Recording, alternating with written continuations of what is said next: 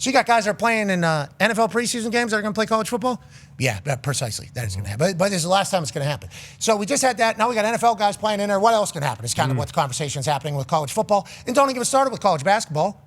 They got G League guys coming in. Oh, yeah. They got guys played overseas for a while coming back into basketball. Dan Hurley, head coach of UConn, goes, what is happening here? I think we all are kind of doing that. Now you talk to the coaches and you talk to the people that are potentially benefiting from these injunctions that are happening at state level. They would say, like, this is the rules. Okay, make different rules. Okay, like we are trying to win. My job is to win. If I don't win here, these people are going to run me out of town. Everything's going to go like that. This is what I have to do in this world. So this is how I'm going to operate. Then there's some other coaches that have said, we're going to not do that actually. For the good of the sport, we can kind of control, we can monitor what's going on. So the question is, if you take advantage of said rules that are certainly available for you, are you a complete dirtbag asshole if you're the only person doing it or if there's more than just you doing it? And if you're taking a stand and not doing it because you think it's better for all of ball and you lose to the team, does anybody care that you lost because you took a stand? That's where dog chase tail here. That's where we kind of got a circle. And I believe at this exact moment, there's a man who's been kind of the focal point of the blame for this one. Yeah. This guy. And you wonder to yourself, can't always be the same guy.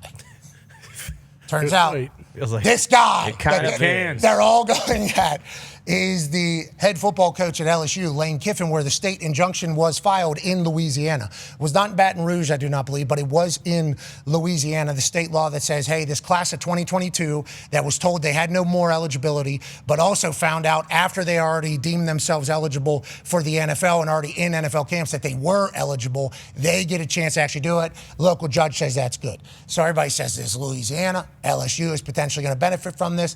LSU does now benefit from this. This has got to be Lane.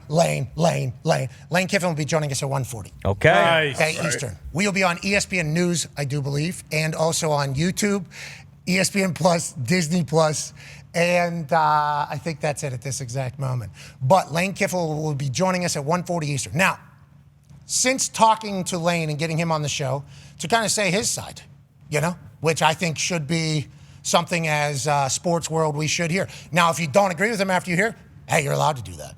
But I think he would like to speak from his perspective of like, hey, what are we? Because the Big Ten came out earlier today and said, hey, look, you're not allowed to do it. Mm-hmm. How about that? Yeah. In the Big Ten, if you did it in the NFL, can't do it in our conference.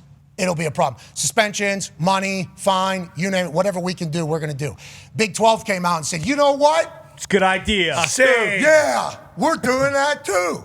Okay, so now the SEC, we assume, and the ACC are meeting, and then the question will inevitably be, who cares what the conferences say? Can they overrule a judge? And well, if they suspend the coach, then is that actual action? And will they just sue for, this is, hey, Thursday night, week 0, college football starts. Yeah, big up. This is what's happening right now. It's the only year it can happen. And this is the only year it can happen. Talks to the table at Boston Connor and at Ty Schmidt. It is what a time for us to really get full-time into college football. Yeah. Been very lucky to be a part of College Game Day for 3 years now. How many years?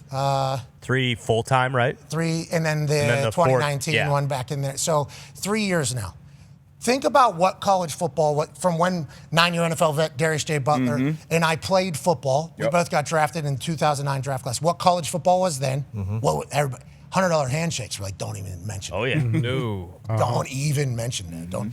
Oh, you got free shots down? No, you didn't. No, you didn't. Especially whenever this NCAA representative that's in every single building, monitoring everything that you do. Do not let them know anything. You got a cheeseburger? Yeah, right, dude. Go to compliance office. Somebody's got to report that. Did you extra fucking lettuce? Unbelievable, dude. You're really taking advantage of this entire thing. That's what it was then. Yep. Then it kind of just starts opening up a little bit. NIL happens. I think in California was the first state that had it take place. Then a kid actually left Texas, the state of Texas, to go to Ohio State, remember? Because Ohio had capability for these guys to get paid earlier than every other state. Quinn Ewers was his name, Mullet man at the time. Grew into, obviously, the Texas quarterback. He would transfer back after he was able to get NIL there. So it became a state thing. Now it's just like NIL is the reasoning why there's really no rulings that can happen. So if you take away these guys' fifth-year options, which 5 for 5, these guys are eligible for that by law, you're also taking away payment to them and employment to them. And you can get your ass sued for that because nobody's allowed to take salaries away from a family, especially in the United States of America or whatever the case is. So I think the NCAA feels like they can't do anything. Yes. And inevitably, can anybody do it? I honestly don't know. Pete Thamel will join us in about 2 minutes. He's been on vacation for the last week. He was supposed to get this in. Yeah. Yeah, right, Sure. dude. Yeah. Yeah, right. Let's go to one half of the hammer. Dahn. Cowboys, AP Tone. You're a published author in the college football space multiple times now. Feels like the state of chaos that is the offseason of college football is getting hot. You know, it is getting hotter than ever. But once games start, is this all still going to matter? That's the real question, I think, for all of us. Once these games start, Nope. will any of this matter? Like if Daquan, Yeah. I mean, you're definitely, He's the first overtime. team All-American this year. Yeah, I think it's it definitely will. getting tweeted out. I can promise you that. But no, I mean, it'll quiet down definitely because, once football gets started and they get on the field, like everything quiets down off the field. But I mean, every time that he makes a play or any of these players that come back from the NFL and are on LSU and they make a play, it's going to get sent out, and I will quiet down, but it's still going to be loud, especially if LSU and Lane are surrounding it. Okay, I'm sorry. There's a whole conversation happening right now in my ear about our next guest and what has happened with the back room. Okay, look at them. Look at them back there. Look at them back there. Okay, joining us now in Tone. I agree with everything you said. Me too. That I was listening, and then the goof troop in the back there was having a quite a time. Ladies and gentlemen, joining us now, I think with a backwards hat. Oh, hell yeah. Yes. Okay, because I guess that was an entire debate that was happening in my ear in that back room with, ladies and gentlemen, the authority of college sports, Pete Thamel. Yeah. Can we see what the hat forward was the other option? There was a full. The back room was having quite It's a U.S. debate. Open time. He looks like he's out playing tennis. Yeah, you look awesome. I would say you look awesome. I don't know what the Ford. Can we see what the Ford looks like? Classic. Play ball, baby. Play Ball Boston, Boston's best little charity. We fund inner city junior highs in and around Boston and Massachusetts. So there's your charity shout out for the day. Oh, great plug, too. Good man. Ford was that. Now we flip that thing backwards. Let's get to business as if it's over the top. Yeah, bingo. Okay, we just had it. Yeah, now we go. Let's talk a little bit about college sports. I appreciate you doing that. Shout out to what you're doing up there in Boston. Okay, so the Big Ten comes out and says, in our conference, on these grounds, if you went to the NFL, you're not allowed to play. Now, Big 12 said, us too.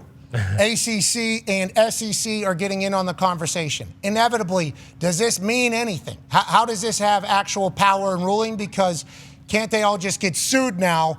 But there's just more lawsuits coming to the conferences as opposed to the schools or the NCAA or whoever else was getting sued in the past. Yeah, so Pat, it's interesting, right? The SEC presidents had a pre-meeting last night on Zoom before their actual meeting in Birmingham today. And they essentially agreed with the spirit of what the Big Ten actually did. The SEC is in quite a conundrum here because I think philosophically they don't want players to come back from the NFL. And in the early conversation I've heard from the SEC is that that's nearly unanimous. The problem is there are state laws right now that have been enacted in the state of Louisiana specifically that allow players to do that. So if the SEC does follow the Big Ten's lead here and ban players from this path, you have to then potentially trump or overcome a state law. And that is obviously something you can't do. Everyone was aggrieved in the SEC about Charles Bediako, but it was a local judge that ruled Charles Bediako. And I remember calling people and said, well, just can't you ban him? Can't you? And they were like, no, it's literally, like the NCAA said, it's literally written in the law.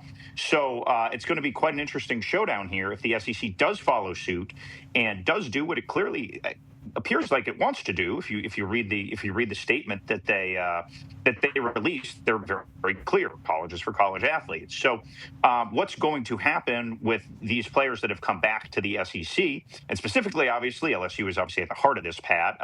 What's going to happen is going to be one of the most fascinating things between now and kickoff. That ruling injunction was in Baton Rouge, Louisiana, not just in the state of Louisiana. I said it was outside of Baton Rouge. Turns out it was right there in Baton Rouge, Louisiana. State law obviously holds the power, which is where all these injunctions that have been happening over the last couple of years have been proceeding over the NCAA rules. I feel like this is an attempt by the conferences, just like the Big 12 did with like, hey, we'd like to let everybody know we don't like this either. Even though they know that they're probably not going to be able to stop much, or do you think there's going to be actual suspensions? Like if they make this rule, let's say for the sake of the argument here, Lane Kiffin be suspended for like any game where a guy who was in the NFL was potentially playing. Like how does that end up happening? And then Lane could sue them, right? Because then isn't that taking away from his resume and potential future earnings and everything like that? What we've learned about these cases, Pat, is you have to follow the state law. Now, like the Big Ten here clearly indicated that this is the preference of the league.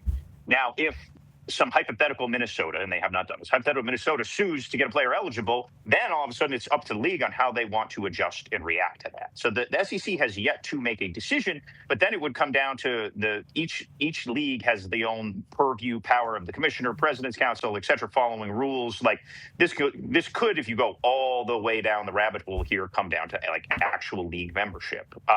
So I think this was an early indication what we got last night from SEC presidents, where they stand. Now, how they proceed and how they proceed from here is going to be very interesting and very closely followed, because obviously LSU, has made clear. Now, again, LSU has not formally signed these guys yet. So that's another trick here too, that like to go further down the road, the guys have verbally and publicly committed to LSU, but unless something's changed very recently, my understanding is they have not actually pen to paper inked them yet. So, it is a compelling boardroom conundrum right now, Pat, and it will be interesting to see the SEC's messaging out of this and what LSU has to say, within that boardroom, because they're clearly on a different track from what the SEC presidents released last night. And again, that statement was interesting because it defaulted at the end, Pat, to where every single NCAA statement on all of these eligibility things is gone. It said, this is why we need to pass the Protect College Sports Act, right? Like that is every single NCAA statement released in the last years. This is why we need congressional help. This is why we need to get rid of these state-to-state rulings. So, it will be interesting to see if some of the ambition the SEC clearly has early in that statement comes to fruition today, and then how they apply it to our friends in Baton Rouge. It is never boring there in Baton Rouge. No. Yeah, you always wonder. It can't just be one guy every time. And it's like, yep, it turns out it potentially is. Now, you talked about the Protect College Sports Act needs to be pushing. It's like what everybody's pushing at the end of their statements and stuff. That gives the NCAA a chance to be an antitrust, I believe, antitrust powers, which means they're able to rule over and they're actually able to make decisions without getting sued because they're taking somebody's employment, I believe, is the big messaging that has been said out of that.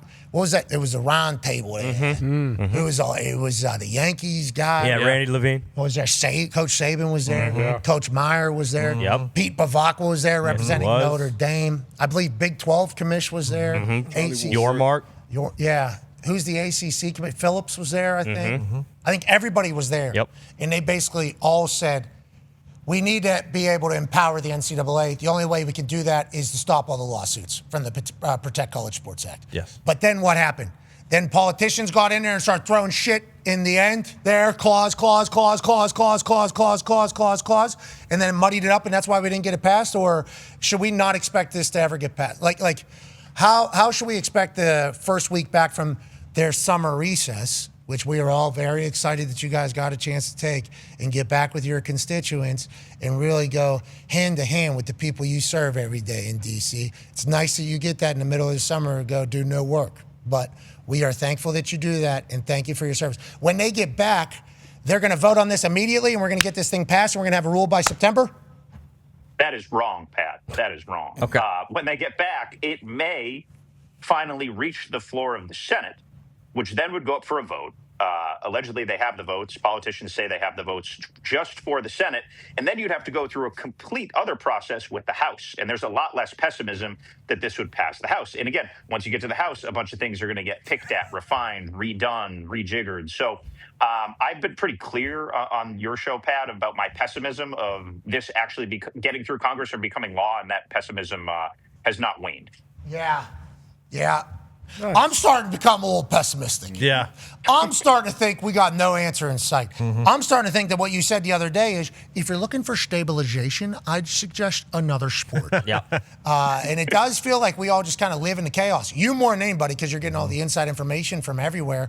But it's not just the Louisiana one. There was a Colorado ruling for the 5-for-5 thing that also ruled out or ruled in some people. Ty, with the last question for you, Pete. Yeah, Pete, with the Colorado ruling, I think it was Stephen Daly and Kellen Wyatt who were going back to Indiana who were ruled ineligible. But I believe you mentioned to us like that was Colorado. If they went and got a temporary restraining order in Indiana, then there is still a chance they would be able to play. Is that kind of just dead in the water now because the Big Ten has made their stance very clear and any, if they move forward with that, it's almost like an act of war? Or do you think there is a chance that those guys will still pursue this and try to play for IU this year? So both of those guys, Ty, were injured. So to my knowledge, neither signed a professional contract. So they and their eligibility was up, so they didn't have to declare for the draft. So they may be able to come back via a state injunction. A lot of it, and literally the Big Ten ADs are they're meeting right now while we're talking about this. How the actual rule that's expected to get passed today reads is going to determine some of that. So those two would not be coming back from the NFL.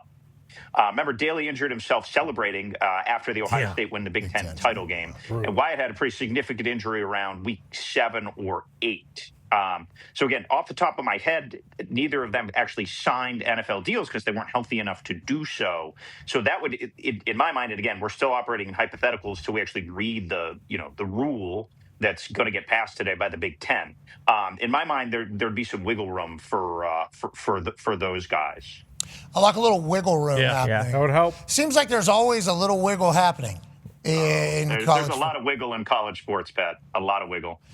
You got a lot of wiggle too, pal. I think we did good with the hat both ways. Yeah. And I'm happy we got to the bottom of that. You're the man, Authority. I'll see you on the road soon in Baton Rouge. Yeah. Cheers, Pat. What Cheers, time? man. What perfect. Pete Thamel.